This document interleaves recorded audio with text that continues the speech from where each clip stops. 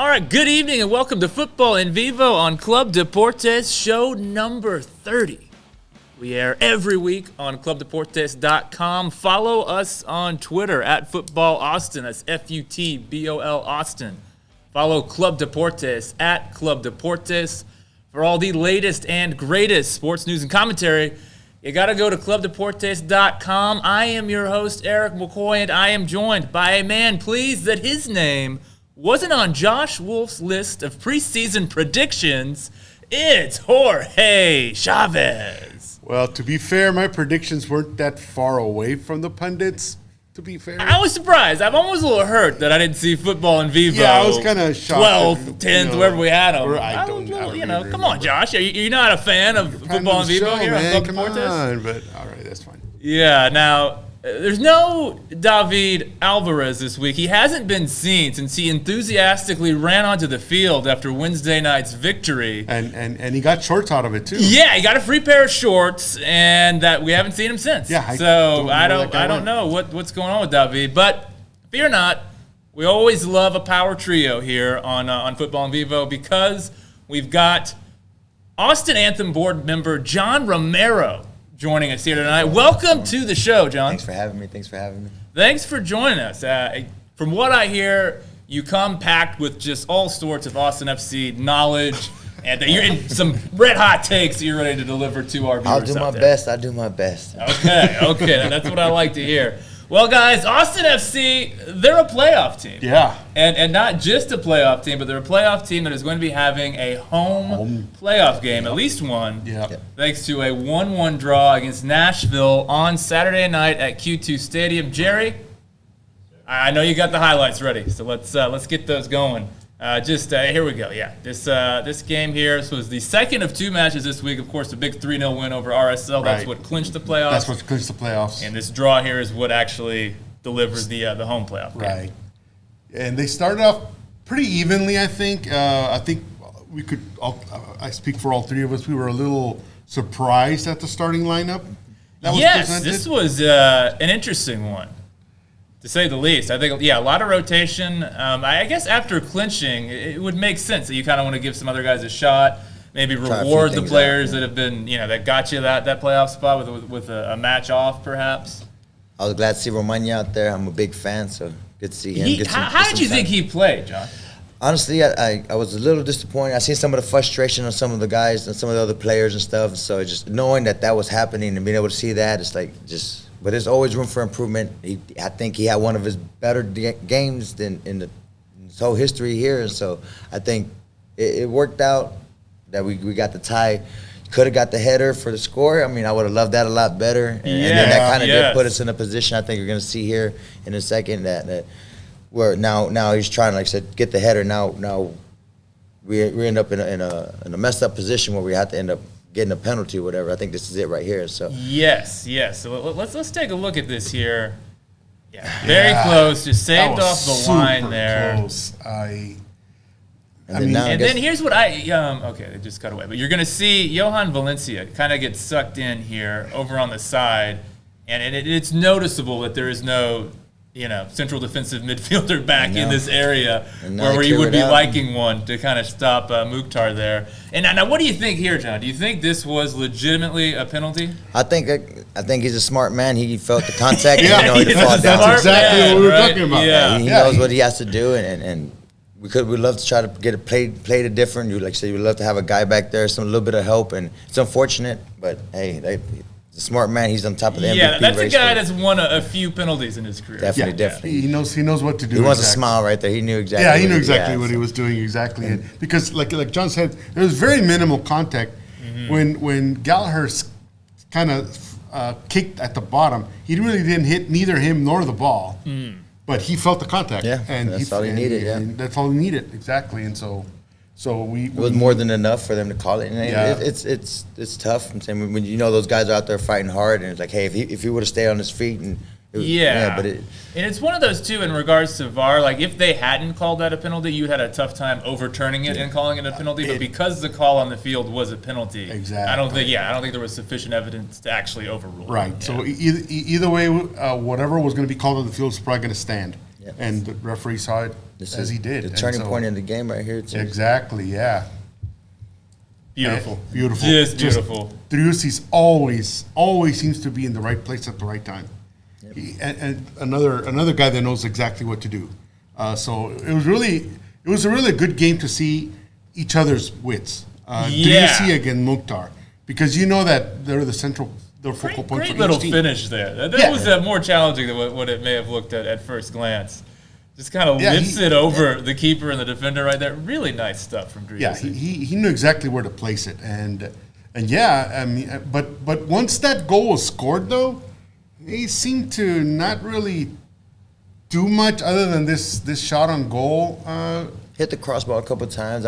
Hit the crossbar. Yeah, that was kind of Djitte's lone big moment right there. Pretty much. I would say in this match. And he could have taken a few steps further up, closer to the box. Yeah, and I want to have a more in-depth discussion on Djitte in this match. He was obviously the hero of Wednesday night's game, so exactly. I think he warrants a more thorough discussion. But as you alluded to there, Jorge, 1-1 draw, and after that, Austin FC scored that equalizer. Right. It seemed to me that both teams were pretty much just content with seeing it out as a draw. Is that what you picked up on as well, John? I think so. It was just some of the guys that looked like they're fighting cramps. Romana, he was struggling a little bit out there, and so I think those guys were just ready just to take the point. And hey, you take one, I take one, and we leave one. Leave one for another day. Like that. Fight for another day. Yeah, it felt like when you get a World Cup match and it's the final group stage match, and both teams know a draw is going to see them through to the next round. You sort of take it easy on each other. Risk any injury. Don't want to risk any injuries or fouls or anything. So just sort of kick it around for a little bit. If there's a shot to be taken, they'll take it. But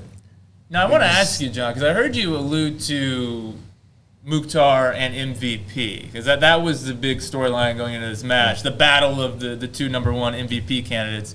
So are you in camp Mukhtar right now as far as who deserves that MVP award? Numbers don't lie. It's hard to sit back and say, hey, we're going to go back. I'm an optimist, and I believe that we had a chance at the Supporters Shield, especially after that LA win. It's like, man, we can get MVP, and not only that, hey, we were on cloud nine. I was ready to add Stu on the list too. It's like, hey, we're all get all our guys there, but it's like the numbers aren't there, and it's our second year.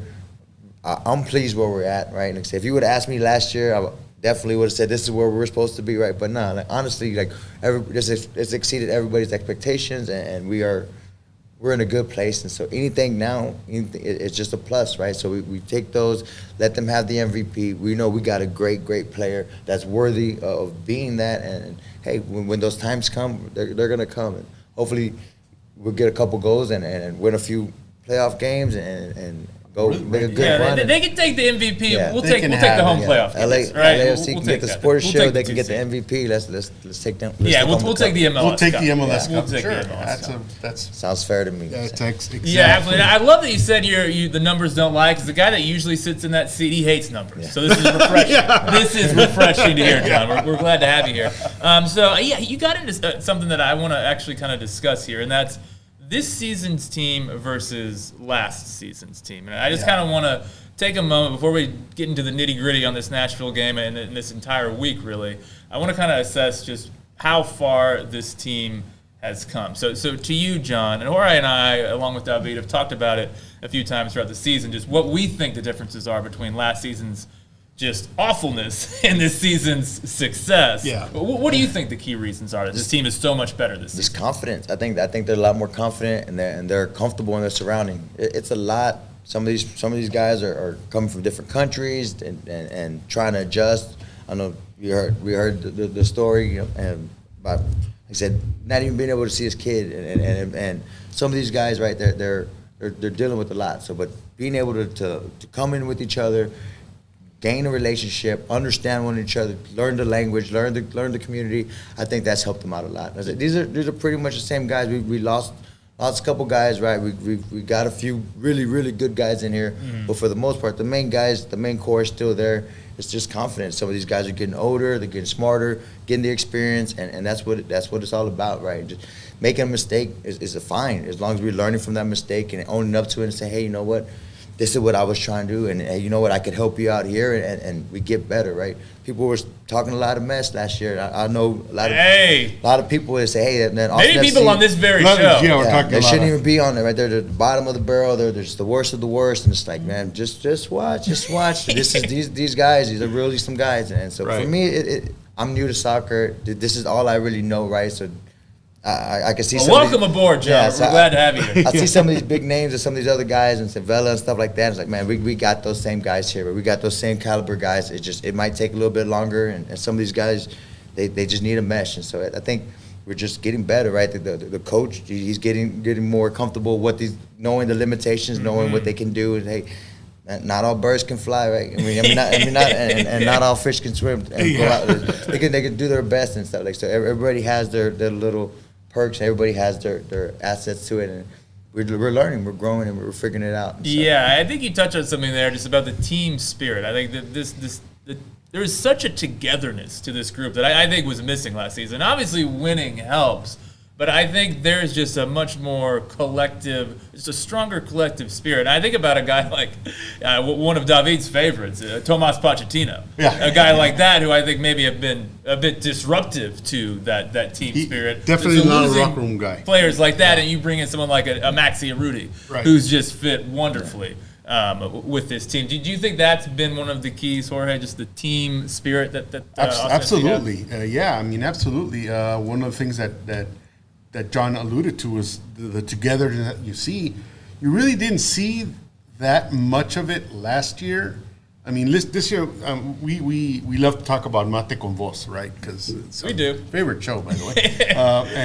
It's my second favorite show after FCTV and all the Club Deportes stuff. Yeah, of course. But yeah, so you could see that they genuinely enjoy each other's company, and that translates well to the field. I mean. One of the key things that I saw that just kind of meshed that feeling for me is I can't remember which game it was, but I remember somebody was getting in Driussi's face, and the guy that came over was Gabrielson to defend. I think that may have been the LAFC game. I think that was. And Gabrielson and Cascante came over and started protecting him, I guess. And same thing happened a few weeks later when Fagundes also fought against LAFC and what's his name? The DP for the LAFC trying to stop everybody. So they're fighting for each other on the field now. Yeah. You didn't really see that much last year, probably because they didn't know each other very well, but. After an off season, after going through a really rough season last year, and like you said, the core guys went through that because Josh Wolf's tactics didn't change. No, it's the same formation, same philosophy tweaks, but broadly same philosophy. Tweaks, because like you mentioned, he sort of was able to get an idea of the kind of players he has now, what their limitations are, what they're good at. And he was able to put Fagundes in a good place now where I bet if you asked him at the beginning of the season, Fagundes did not figure to be the assist leader in the team. He's a goal scorer, but he never figured. I bet he would have never figured that would have been his role to be the assist guy. Yeah, it helps when you're passing to Driussi, for sure. It helps, sure. But Fagundes has been sensational. I think, just kind of looking over, I wrote down a few thoughts on this question before the show. And, I definitely think team spirits played a huge role. But I also think a full season of Driussi has helped. He was just only played a kind of a bit part role last season. And I just think the center forward play, too. Last season, I was looking over some of the starting lineups from last season, and you're talking like Cecilio Dominguez was playing up top for good stretches of last season. So I know Urruti's been a little cold of late, but he's been more than competent, I think, for good stretches this season. And even like someone like Djitte can come on and give you 3 goals midweek, which he was not doing that last season. And Hosen's been a lot better this season as well. So just having that improved center forward play, I think, has been absolutely essential. And I think just a better understanding of the system. It's the same system, and Austin FC have better grasp that system. Okay, so I want to just take a quick look forward here. This is a playoff team. This is a team that's going to be having a home playoff game. How far do you think this team could go in the playoffs? We'll start with you, John. Well, love to say go all the way, right? And we're trying to.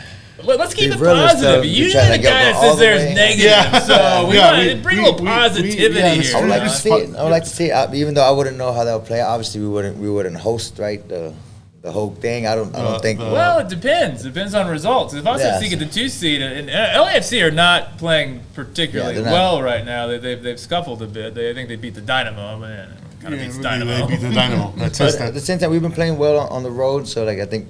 We can get one playoff home game in the books, and then if we have to play on the road, so be it. I think our guys are up for the challenge, and I want to be, let's say, we go all the way, but it just depends. It's how these guys are going to play it. Who's there, who's healthy, who's up for the challenge, and that's part of the learning, right? When now the lights and it's big time and everything, some guys might fold, right? And we really haven't seen it yet, and so it's gonna take time, and we don't want to think that way, right? We don't want to be like, hey, they're human, right? They have lives, and pressure does get to some people too, and so let's hope that it's for the other team and not our guys, and we're making a good run. And I think it does help having guys like Urriti, Fagundes, Ring, Lima. These guys Felipe. These guys have been there. They've played in big games. They know MLS playoffs. They know the playoff atmosphere. So I think that helps.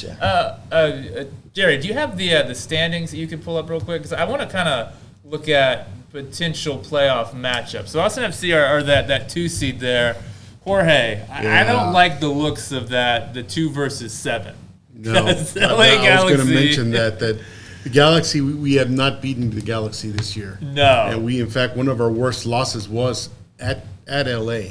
Yeah. 4-1, if I'm not mistaken. So, yes. And we looked particularly bad that game. Yes. So having to face them at home is a little bit different now. They're a bit different team. They actually gotten better with Ricky Puig now. Part of they their look solution. pretty they look good. Very right solid now. lately. Chicharito is a little Don't hot, let him take penalties. A little hot and cold. We don't want him to take. We want him to take penalties. Try another Panenka. But then he suddenly comes up with backheel goals. So the guy knows how to score. He's a poacher, always has been. That's his game. And so but Galaxy, they just had our number this year, and that's a very dangerous team. But having to face them at home after the losses to the Galaxy were kind of early in the season, and both teams have gotten they're just different teams now, different teams, and so I'm not too terribly afraid of that, but to be honest, I'd rather face RSL. I would, that seems like a good matchup. But I do worry because you look at some of those teams. I don't know if you can pull those standings back up, Jared. I just want to point out a few teams on here. The Galaxy, Austin FC have lost to them twice. Minnesota, Austin FC won 1, lost 1. Yeah. Portland lost twice. Mm-hmm. Nashville, a loss and a draw. Dallas. Two draws, I believe, against FC Dallas. Not necessarily the greatest record against playoff teams. Yeah. So I am a little concerned, and I do wonder when we think about teams that have success in the MLS playoffs. A lot of times it's the kind of low block and counter teams. That's been Portland's MO. That's been Seattle's MO. And Austin FC are the opposite of that. They want to have a lot of possession. Yeah. They want to try and pin teams back. And I am a little worried about this team going into the playoffs against those kind of low block and counter teams. Do you guys share that same concern? Yeah, absolutely. I mean, look at what Portland did to us. I mean, they played exactly, Savarese said, we know exactly what to do. And, and they played the way that his guys did exactly their assignments and did everything like they wanted. But I think one of the keys that Austin FC really need to figure out is how to break that low block. And the way to do that is to get a fast guy like Rigoni out wide. And if you're able to get him integrated by the time, because we mentioned earlier about Rigoni's kind of surprise start against Nashville. I thought it was actually a good idea Because I agree, we need to throw him to get experience with these guys. He has the potential to really raise the ceiling on what Yes, this team can achieve. exactly. I mean, if you're talking about a DP, a DP that could come in, make a huge splash, that could take a team that's, maybe has decent playoff aspirations and to put them, into the driver's seat as one of the absolute favorites. Right. And so what I was a little bit disappointed, again, going back to the Nashville game, is the experimentation that kind of went around. Yes. I thought there were too many variations away from, I guess, the standard lineup that Josh Wolf favors. I'd like to see a return to that, except to have Rigoni in there. Yeah, here's the thing. Nothing against Finley, but I don't like Finley on the left. That did not work. He didn't work. He is not an inverted winger. He is a natural. Fagundes needs to be on the left wing. There is a starting 11. Lots of new names in there. From going down to Silver Stuver, always good. Gallagher played well, except for that ghost foul that happened. Romana played really well. I thought Romana was great, actually. And Gabrielson, he's the rock of the defense now, obviously. Lima played well. Lima was really good, I thought, on Schaffelberg. That was a tough matchup for him, and I think he did really well.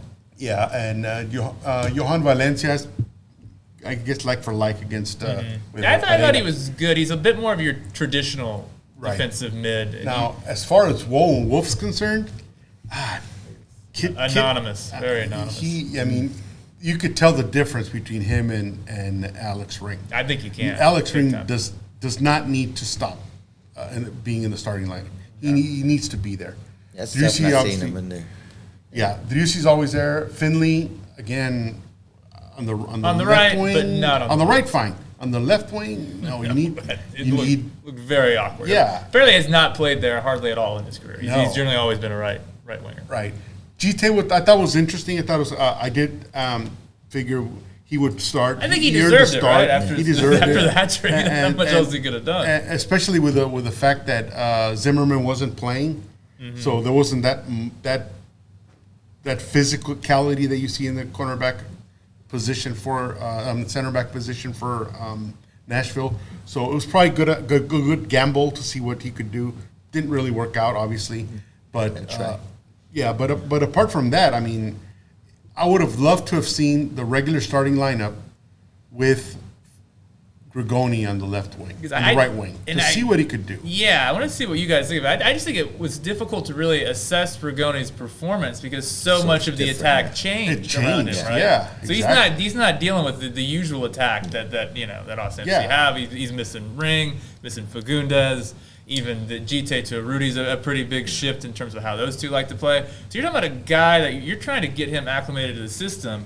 And you just changed the personnel so much that the system wasn't really the system against Nashville. How do you feel about that, John? I'm just trying to have the understanding of why is he just trying to put something new and just to see how it looks. Like Wolf was just trying something, or maybe he just doesn't want to put the good film out so those guys can see it. They're trying to keep everything under wraps going into the playoffs. Don't want to give any secrets away. We don't want what Orlando's Sac City situation happening, but it's interesting to try to see. Like I said, whenever it rings out, it's like, okay, questioning, okay, what's going on? Like, that's our captain, right? And it's like, hey, you got another guy coming in there. Are they going to step up? Or how are they going to play it? And it was interesting just to see him try it, right? And it's like, okay, for me, all these guys, even coming off the bench, they're not backup players. They're not subpar players. They're all willing and able to be a starter. Yeah, they're absolutely capable. Yeah, can they get it together? Can they make something happen? Can we try something new and have something work that we haven't seen before? Well,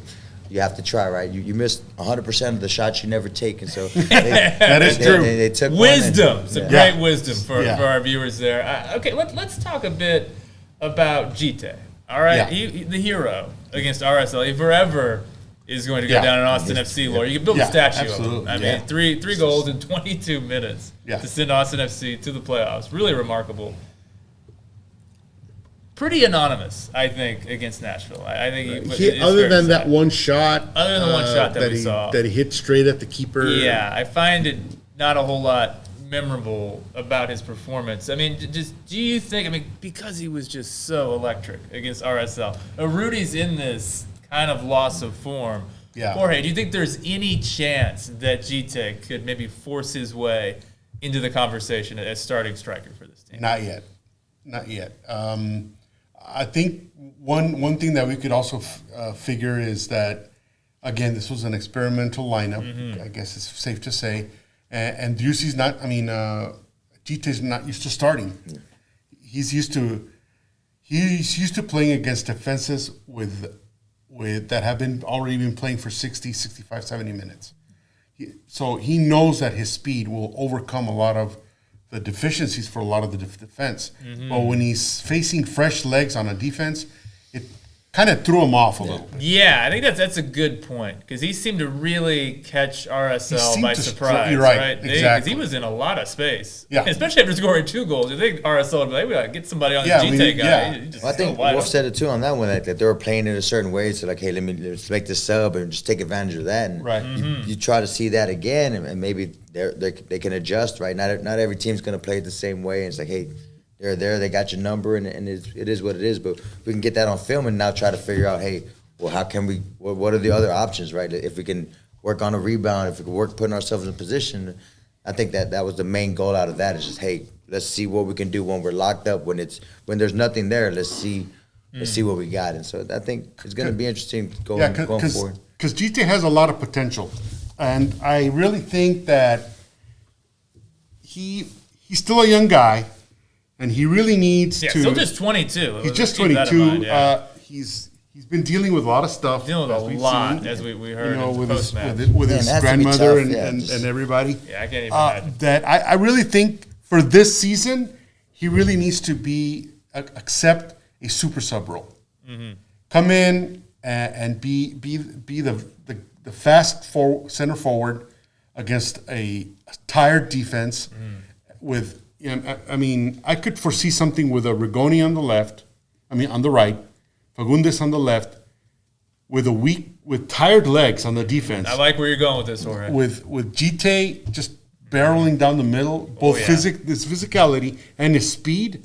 That's going to open up a lot of possibilities. I think he's the best aerial presence by far amongst Austin FC strikers. Yeah, that's true. Yeah, I think Olsen's probably close. Olsen is not bad in that regard, but I think he is just kind of like, if you're having to send crosses into the box, I think Djitte is the striker you want in there. And it's interesting as we kind of maybe pull this back and look at all 3 of Austin FC strikers. I think they all bring something unique to the table. Yeah. Urriti's got the pressing, the high intensity energy there.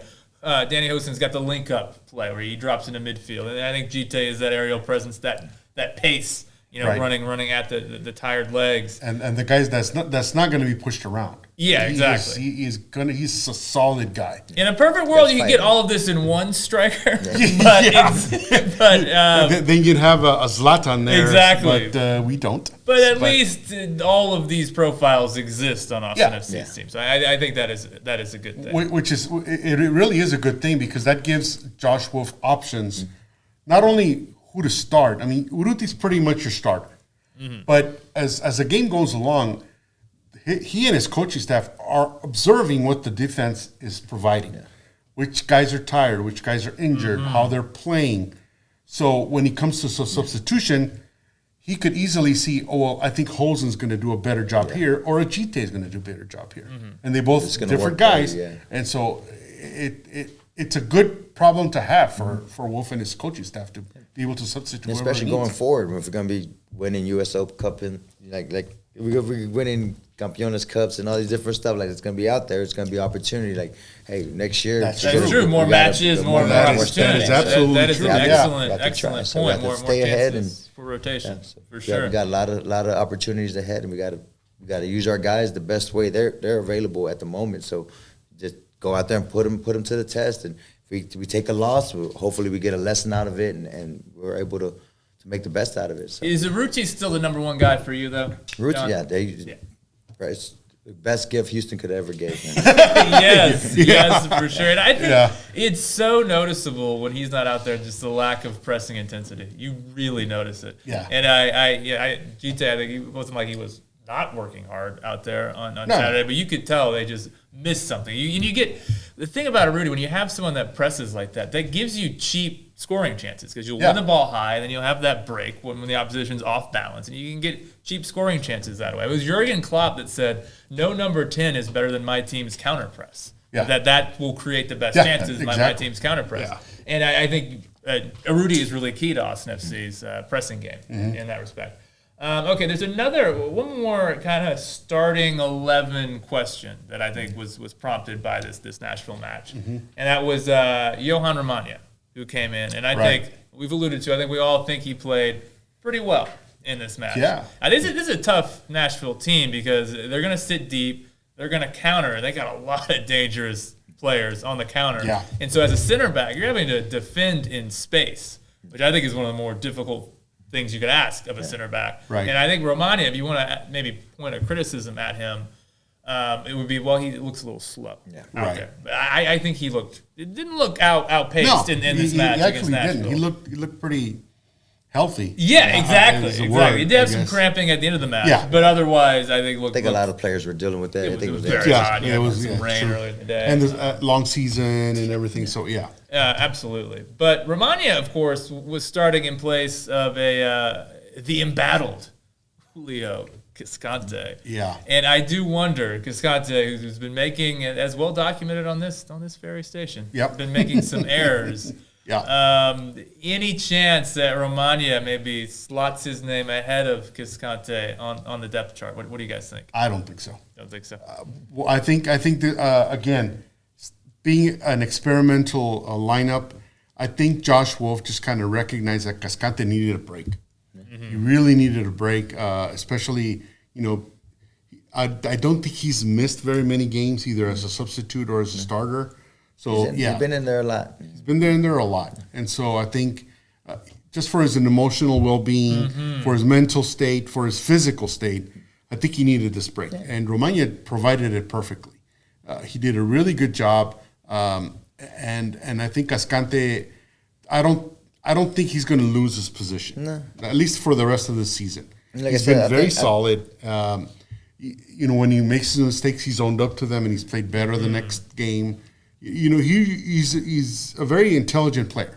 Yes. So I don't think that it's very fair of the coaching staff to, okay, you're out, because really, he's tired, and they're all tired. But Romana, for his part, I think, Michelle Sanchez, friend of the show, interviewed him in Spanish after the game. I think we can have Jerry have the. Oh yeah, Jerry, if we got the press conference there, that'd be great. And she talked.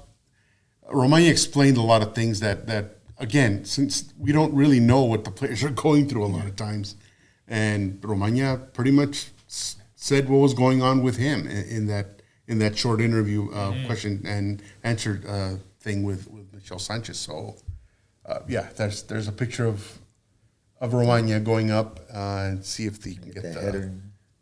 I think Jerry's working on getting the audio here on that. Looks like he's good to go. Go ahead and play that if you can, Jerry. Sin duda, el mejor partido que te has aventado desde que llegaste a Austin. La verdad, muy contento por eso. Como lo acabo de decir, ha sido una temporada muy dura para mí porque capaz no he tenido muchos minutos, pero poder estar a la altura de lo que significaba este partido para nosotros y para mí fue algo muy especial. Este fue un reto personal, el que te dan la confianza de estar en el cuadro titular. Eso fue un reto para ti. ¿Cómo sales ya ahorita que te vas a tu casa? La verdad que muy contento. Como te digo, era difícil porque tenía muchos meses sin jugar 90 minutos. He jugado poco esta temporada, pero agradecido con los compañeros, con el técnico por darme la posibilidad de poder jugar hoy. Y nada, contento, muy contento. Espero poder seguir mejorando, seguir entregando lo mejor cada vez que me toque jugar. Y nada, contento por la clasificación, contento porque el primer partido lo podemos jugar de local, el equipo tiene hambre, como dije, y nada, contento por eso. La última, hoy creo que pusiste en aprietos el cuadro titular de aquí en adelante.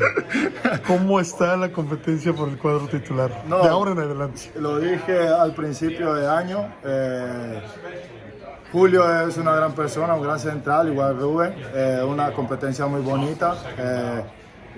Yo siempre he dicho, la decisión siempre la va a tomar el técnico, pero todos tres, todos cuatro con Kick Killer estamos dispuestos, estamos listos y hoy se vio reflejado. Yo creo que el que le toque jugar lo va a tratar de hacer de la mejor manera y eso es lo importante, que el equipo tiene buenos jugadores, que hay buena competencia, una competencia sana y todos estamos listos para jugar. Bien, pienso que necesitaba tener algunos minutos para tener confianza. Pienso que fue un buen partido. Hace tiempo no tenía esa confianza de iniciar un partido después de la lesión, después de mucho tiempo de no iniciar. Pienso que fue un buen comienzo y bueno, esperamos seguir teniendo algunos minutos para tomar confianza y ayudar al equipo en los playoffs. ¿Cómo has visto? Eres uno de los nuevos integrantes, pero ¿cómo has visto la conformación del equipo con los nuevos que han llegado y bueno, pues ya te consideramos de los anteriores, ¿no? No iba a decir de los viejos, pero no, de los anteriores. Tenemos un equipo muy completo, ¿no? Los que han llegado han venido a aportar, han encajado de la mejor manera, todos vienen con la mejor actitud, que es aportar al equipo para tener cosas importantes en este club tan grande. Una pregunta que quizás no te había hecho, ¿cómo ves la MLS? ¿Es lo que esperabas, lo que visualizabas antes de llegar para acá? La verdad es mucho más competitiva de lo que esperaba. Venía acostumbrado a un ritmo en Colombia, pero me sorprendió el ritmo de juego acá en la MLS, es muy rápido. Y bueno, poco a poco nos hemos acostumbrado y la idea es seguir retomando ese nivel para poder aportarle al equipo. ¿La competencia por la titularidad cómo está? Bien, me gusta porque es muy sana, es una competencia muy linda que tengo con Daniel, con Alex, nos la disfrutamos y bueno, que la decisión la tome siempre el profe. I like what they were saying. Okay, you're going to have to fill me in They here. were talking about both Johans. Mm-hmm. We're talking about healthy competition, which means they were pushing each other. Yeah. And Johan, Romana even brought in Kip Keller. Both those four guys really push each other, and so all four of them are ready to start any game. So it's really up to the coach what he sees, what he feels the guys need, and so I really actually foresee Kip Keller also making an appearance in the next couple of games, maybe even the playoffs, because these guys are tired. Making me nervous. Yeah. I don't think so. I think again, since this is a healthy competition, they don't compete against each other. Uh-huh. They play day in, day out against Fagundes, against Driussi. They face some of the best offensive players in the league. They want to day get in, better, day out. They want to get better. They want to learn, and I think having one of them sit out, whether it be Cascante or whoever, right? If they have to sit out. That's the blessing of it, that it's not like the NFL, it's not the NBA where if you change the starter, now you got everybody just like, oh, well, whatever. They understand what it is, and there's more than one right way to go about it, right? Because Cascante can sit there and he can have time to reflect. He can sit there and look at it and say, hey, how can I, if it was me, how can I do it? There's many ways he can do that. He can go at the end and still be ready to come in, right? Still be ready to make a difference when and if he's called on the pitch. And so I think with that, like I said, healthy competition, knowing that we're not in competition with it. We're here to make each other better. And if there's a news press conference, or if there's a magazine article or something that helps with that too, well, then so be it, right? That helps light the fire and gets them going. Yeah, if there's a video made perhaps by a certain organization, they want to do that, they can start. That's fine. I see it as being beneficial personally, because not everything's going to be for everybody, and not everybody's going to take it the same way. Not all the players are going to take getting benched, right? They're not going to take it the same way, but most of the players, professionals, are going to take that and say, hey, you know what? This is a motivation. This is what I can do, right? I can't change the difference here, but this is what I can do to make sure this doesn't happen, or learn from it and get better, right? So that's what we're doing as a whole. I think. But is Cascante still number one for you in that center back role alongside Gabrielson? He is an important role that we need, and to sit there and to be fair, like to sit there and say, well, I want him to stop everything. I want him to be a magician. Well, then that's something that probably won't happen, right? But like we got high standards here, man. We're pretty demanding in some things. So there's certain things like, hey, you know what? Can we get better? Yeah. If anybody on the team said, you know what, I'm at my 100% and there's no more room for growth, then maybe they should be off the team. Maybe they need to be on retirement or something. Because at the end of the day, we need to improve every day. I think that's what Wolf goes for. I think that's what they all go for. And it's like, hey, even us as supporters, we're trying to learn, we're trying to get better. As content creators, we try to get better and stuff. So that's the life we live in. We have to get better. We every day look for improvements. Every day try to figure out what we not necessarily went wrong, but how can we make it right? How can we do better? And that's going above and beyond injuries, because both of these guys also mentioned in their interviews that they had to battle through injuries. I mean, Valencia spent a lot of time in rehab with a surgery that he had. Just I think 3 or 4 games into the season. And Romana too. And Romana's had his battles as well. So like having them and keeping them healthy, trying to get them, and then not bringing them in. Right, they might be ready, but like, hey, you know what? We got to wait. Cascante, we need you for another match, and then now he's tired, and now we're risking possibly injuring him. It's a tough thing, and as a head coach, as the manager of the club, man, I wouldn't want that job. Yeah, it's tough, man.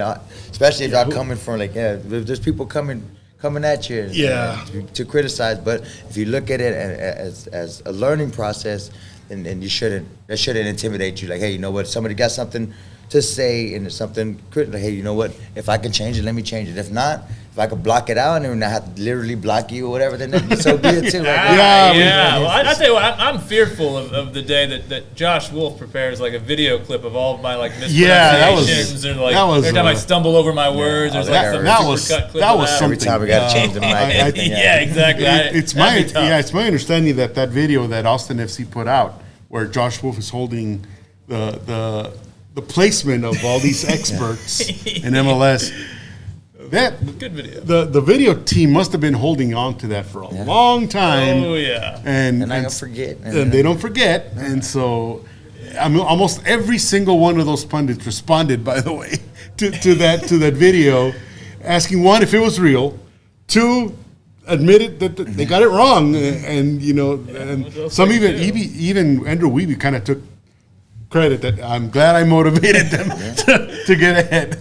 But it's all in good nature. But like John said, you kind of have to use whatever you can to motivate your team, and I'm sure that helped a lot. Do you guys? Because this seems like a bit of a thing from Wolf to kind of use, and we've seen this from the players. Yep. Felipe Martin has talked about the negativity that's what gives this fuel. Right. Do you like that the players are using this as turning the negative into a positive? You got to use what's out there, right? And so the energy, I'm a big believer on saying if you're putting out negative energy, you got to try to switch, right? The intention is not to bash them. The intention is definitely not to get them off the team, or for the most part, right? It's like, hey, we're trying to make improvements. We're trying to get them better. We're trying to learn why. Hey, how come that happened, right? You ask the questions. Hey, how do you think this player helped or hurt or whatever? And we would love that feedback. And I think when you own up to it, for me personally, my team that I have, if I sit there and say I messed up, the next person can say, yeah, that's true, but I could have done this, right? I could, and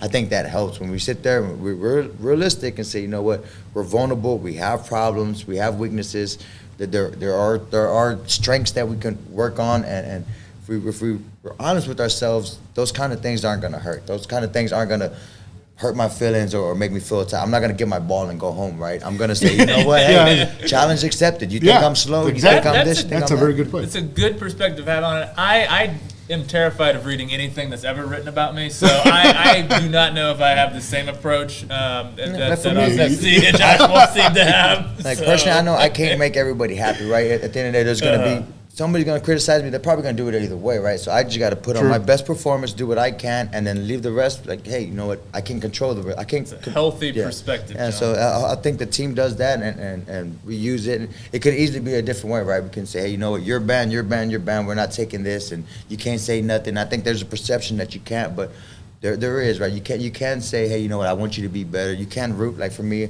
I got a Romana jersey on. I can't say all right, but love that's it, not, love it. Yeah, I didn't even notice that. Yeah, that's awesome. not me saying I don't like Cascante. That's just me saying, hey, you know what? This is weird. And I send him a message, right? I send Romana a message, say, hey, happy birthday. He just had a birthday. Hey man, happy birthday. I actually picked up the jersey customization on his birthday, right? Nice. And so I was going back and forth on my last name and his, and when I found out it was his birthday and I was picking up, I'm like, yo, that's a sign. That's just what it is. And say, hey, you know what? I got it not only for you, But as for all the players that are on the bench to know that, hey, y'all are wanted, y'all needed, and y'all have a role, and they hear that, they know we're saying things, and hopefully, like Romana is doing it and taking it and feeding it and fueling it and then pushing it back out in a positive way. And so players can only take so much, people can only take so much. So you don't want to be that way. There's more than one right way to do it. But at the same time, hey, you know what? It's time to live in Candyland, right? We're going to the playoffs. We got a home game. It's time to bring it up a notch. We have to. These are the good days, right here. Yeah, these are the good days, exactly. But kind of alluding to what you said, that's why I personally don't put any names on my jerseys of players. Mm-hmm. One, because we could get the Cecilio situation. You don't want questionable. That. You don't want a Cecilio and jersey. Another thing, I don't really want to place one player above another player that I'm a fan of. Mm-hmm. I'd rather, with my blank jersey, say I'm a fan of the team, whoever is in the team at the moment. And so, if anything, I put my last name on it. Like that's what the anthem just to feel part of the team. But like my anthem want to have Viva la Verde and it's like the whole thing. Yeah, but exactly. For the Romano one, for this one, like I said, I had it, but not only that, I had it up for him. But then the 3 for the hat trick is like the significance of that in itself too. And like I said, when I messaged him, say, hey, it's not just representing for you; it's for all you guys that aren't starting. They're supporting. We're supporters. It's a very interesting culture to be part of the supporters. Yeah, I'm glad to be part of it. And absolutely. And it's amazing. It's amazing to see it and to see part the of it, growth and see everything that's happening. Positivity right now. Yeah. It's overwhelming. It's flowering.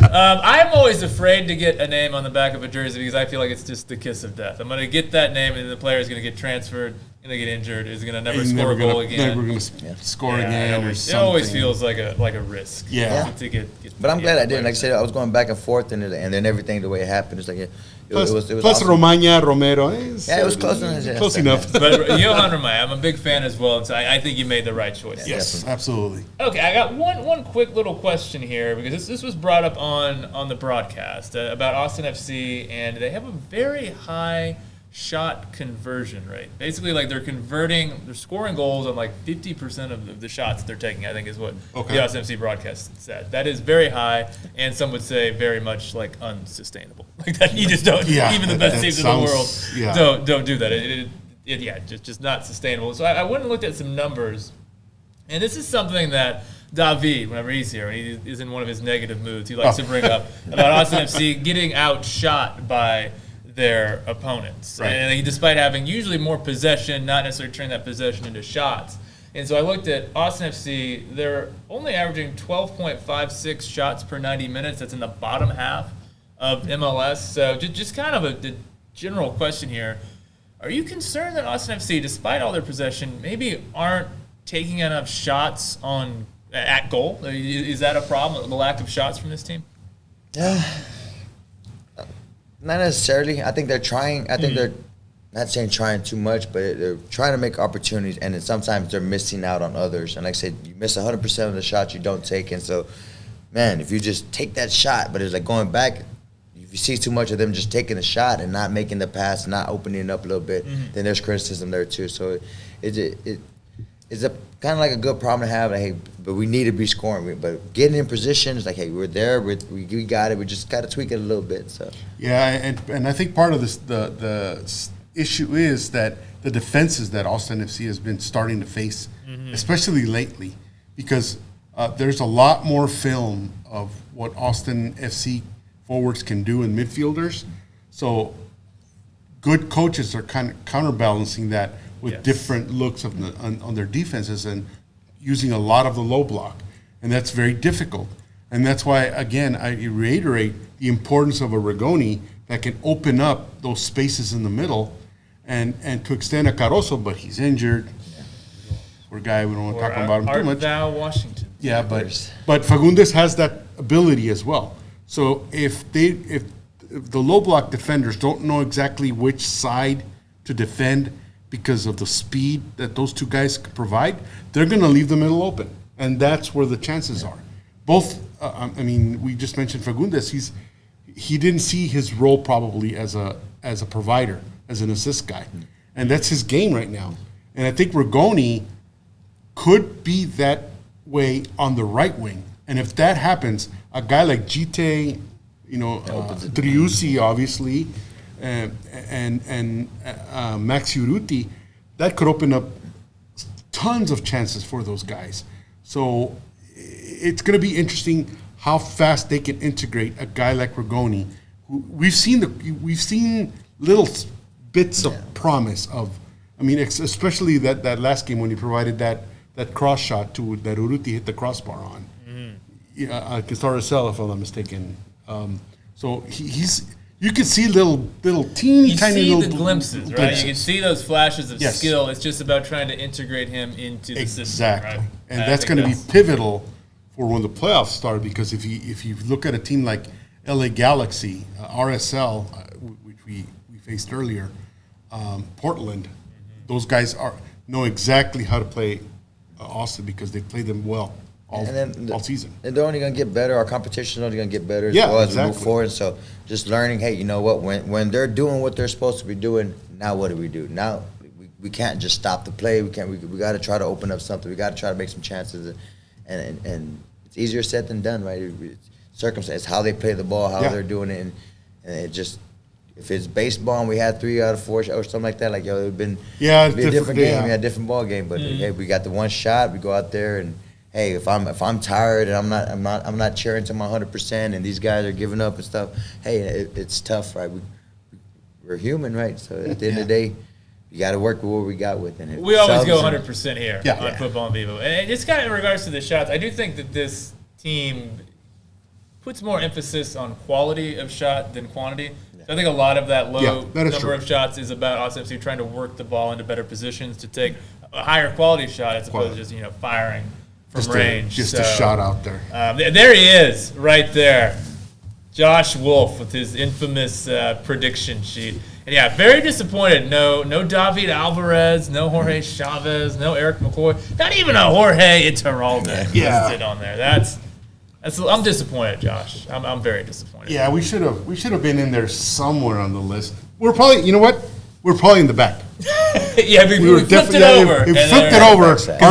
Our names would have been on there. There it is. But the video team just didn't play. Yeah, didn't play the whole video, but that's fine. But again, that goes to show that once the season progresses more and more, the competition just gets tougher.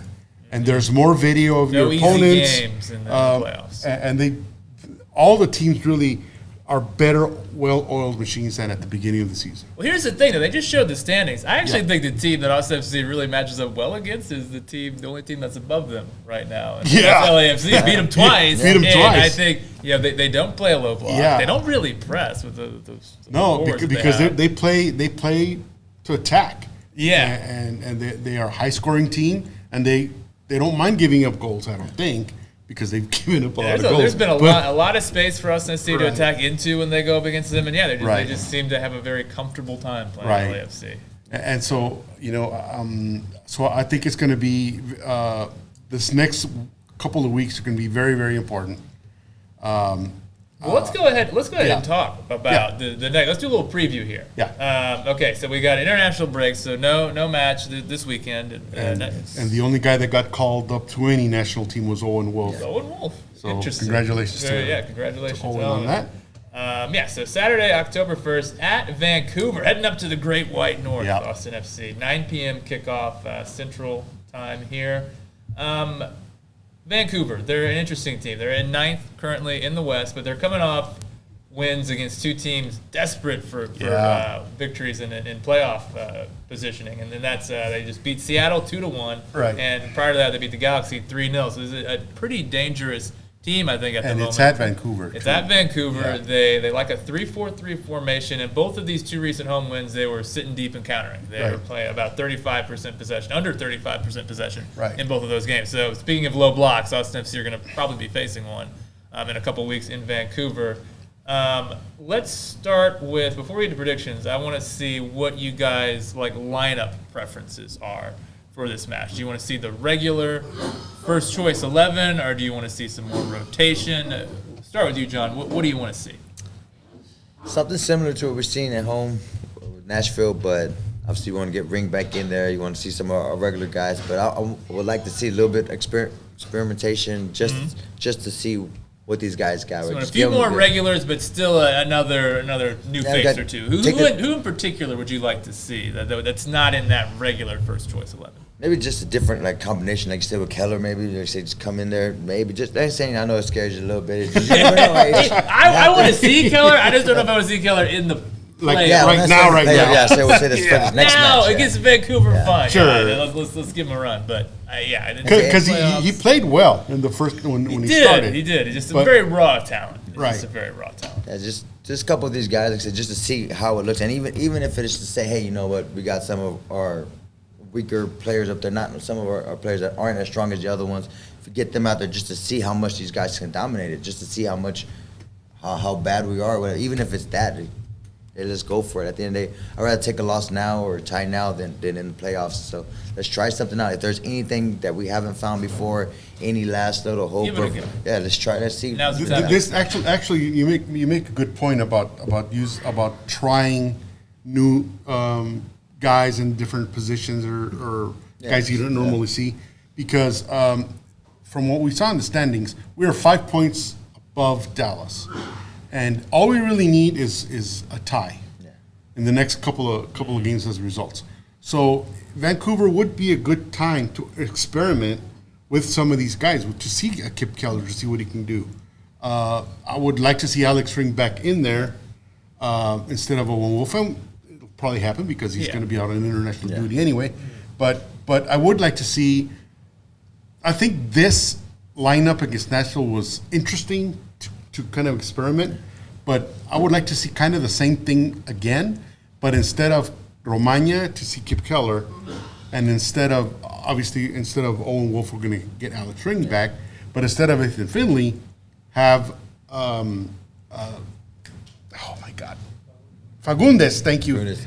Oh, I'm getting bad. I'm getting old, man. Damn. It happens to the best. Getting Fagundes there and see Djitte, Fagundes, and Rigoni, see what they can do. I 100% agree with you. I think I don't mind some more rotation at the back. It seems like the center backs need a breather anyway. Yeah. But in the attack, especially in terms of Rigoni, get him some reps with the regular. He needs to start the rest 11. of the season. I don't know if I would go Djitte over Urriti. I kind of want whoever your playoff attackers are. Have those guys play. Get them on the same page. So they can get Rigoni on the same page. Although, just because of Rigoni's crossing ability, I think Djitte might be, that could unlock some of Djitte's potential. Although Urriti has kind of discovered a header. He did against LAFC. He's scored a couple times already. He's surprised not known himself. for that. Not really known for that. But in general, though, you could do some rotation at the back. Maybe even another Johan Valencia outing. Sure, yeah. I mean, he feels healthy. I think it's probably a good move to see what he can do in place of a Pereira, because we know what Danny can do. We know what he can do. So, and another guy that might be, I think, could use a break, because he's played a lot of minutes and he's still relatively young, new to the MLS grind. So make sure he's fresh and ready to go. The main thing, though, the regular starting lineup with the regular starting attackers with Rigoni in there, so he can get those reps. I think that's important. Exactly. Okay. Well, we're just about out of time. I want to get some predictions. We got this right here, John. This is the Futbol En Vivo Chicken of Indecisiveness. So if you come on this show and you don't give a strong prediction, you got to sit there with the chicken of indecisiveness. So you're a guy, you've had some strong, good, solid opinions on this show. I know you're not going to disappoint me. Austin FC at Vancouver. What is your prediction for this match? 2-1 win. 2-1 win. All right, that is perfect. You don't get the chicken of indecisiveness at all. No, not for you, John. What about 2-0. you? 2-0. Austin FC. 2-0. I think it depends a little bit on the experimental lineup on the lineup that we're going to see. Is it going to be tried and true for the best 11, or a mix, or experimental different from the experimental we see now? Just to see what he's got in the bank. So it'll depend a lot on that. But if we see at least a mix of regular starters with some, with a Kip Keller in there and those guys, I see a 2-0. Okay, I hate to be Debbie Downer here, but I feel like this Vancouver team, they're really fighting for a playoff spot at home. They're playing well. I think you're going to see some rotation, and I kind of think it's going to be I'm going to go 2-1 Vancouver, which is not indecisive, but not positive either. Yeah, it's 2-1, but I don't. At the end of the day, you go get the point against Colorado, get that second seed, and all will be in Brilliant Land. And I do want to mention real quick that I see the win probability. Nice work there, wow, Jerry. I look like at that. Vancouver, the people agree with you. The people, whoever has made this, they agree with the algorithm, whatever. Yeah, so that's interesting. But one thing I do want to mention real quick is that Joshua mentioned in his press conference that they actually have a closed door friendly against El Paso Locomotive. Probably that is very high interest to you. Right? Probably yes, right, very high interest because it's going to probably be at St. David's, and You've been wearing the jersey all day. Yeah, I've actually obviously I follow the Locomotive, and it's a very interesting team to have scheduled for a friendly because they're 5th in the USL Western Conference. Mm-hmm. They're a very very good team. They've historically been a good team. They've played in the last 2 Western Conference finals for the USL. So I think it's a good team to schedule a friendly against for both teams, actually, because it's going to keep their momentum going, their competitive juices going. Yeah, so that break, Locomotive is not really a pushover. They play very, very well. They're more of a free-flowing LAFC type team. Possession. A lot of possession-oriented. First-year coach, just a guy that moved from Australia, of all places. And so they play very well. There's a lot of guys there that have international experience, that have played in MLS before. So it's going to be a good test for both teams going forward. So it'll be interesting. It's closed door, unfortunately, but we'll see if you can work some magic. There's also Verde Hill. So, there's always Verde Hill. Yeah, there's always Verde Hill. So it'll be an interesting test for both teams. I'm sure it will be. Okay, I think we're just about out of time here. I want to thank you, John, for joining us tonight. It's been a lot of fun. Really appreciate your insight. Thank you, Jorge. Thank you to the wonderful, the incomparable Jerry Lopez behind the boards there. Thank you, Club Deportes. Thank you, viewers. Appreciate it. We're going to do this again next week.